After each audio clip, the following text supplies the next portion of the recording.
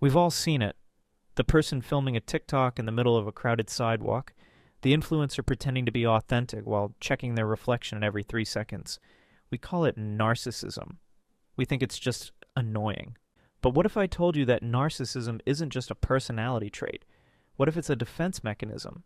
And what if there is one specific habit, something you're doing right now, that is quietly rewiring your brain to become the very thing you claim to hate? To understand this, we have to go back, way back. 2,000 years ago, a Roman poet named Ovid wrote down a story that was actually a warning. It's the myth of Narcissus. A wise man named Tiresias was asked if this boy, Narcissus, would live a long, happy life. His answer was a riddle, si se non noverit, which means, only if he does not know himself. Think about that. In the ancient world, knowing yourself through your reflection was a trap. One day, Narcissus found a clear pool of water. He saw his image and thought it was the most beautiful thing ever.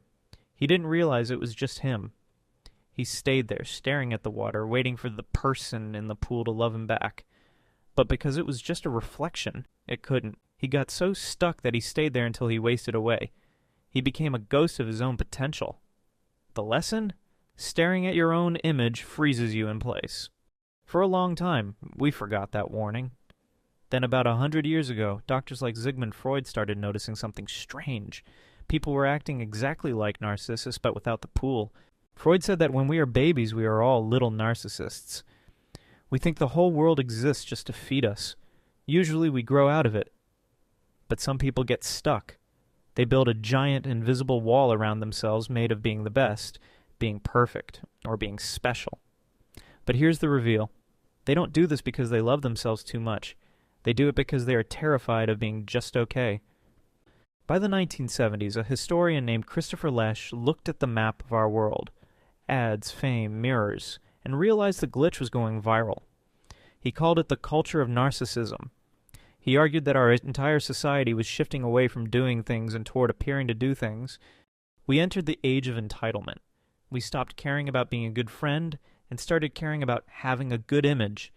We started acting like we were the lead actors in a movie where everyone else is just a background extra. Our modern world, with its front-facing cameras and social feeds, is that pool of water Narcissus found. It is constantly showing us our reflection and daring us to look away. But here's the part that explains why the internet feels so toxic right now. When someone leaves a mean comment or you don't get the likes you expected, it doesn't just feel like a bad day. It feels like you are disappearing. This is why the world feels so aggressive. We aren't fighting over ideas. We are fighting to protect our reflections. We are so busy defending the image of who we are that we've completely forgotten how to actually be who we are. So what is the habit? It's called self-monitoring. It's the constant microscopic audit of how you look to others at all times. It's that split-second glance in a shop window. It's checking your stats 5 minutes after a post. It's looking at your own tiny box on a Zoom call instead of the person you're actually talking to. Every time you curate a moment instead of living it, you are feeding the false self. And when the false self grows, the true self starves. You become a hollow shell, just like Echo in the myth, who wasted away until she was nothing but a repeating voice of everyone else's opinions. So how do we break the curse? How do we stop being Narcissus? The answer isn't to delete your life, it's to practice radical unobservation. First, hide your self-view. On every video call, turn off the box where you see yourself. It forces your brain to focus on the human on the other side. Second, the 24-hour rule. When something amazing happens, a sunset, a perfect meal, don't post it. Live it for 24 hours before you share it. Keep that memory for your true self before you give it to your audience. Finally, find an ugly hobby. Do something where there is no camera and no status and no way to look cool. Garden in the dirt. Build something poorly in your garage. Do something that is impossible to brand.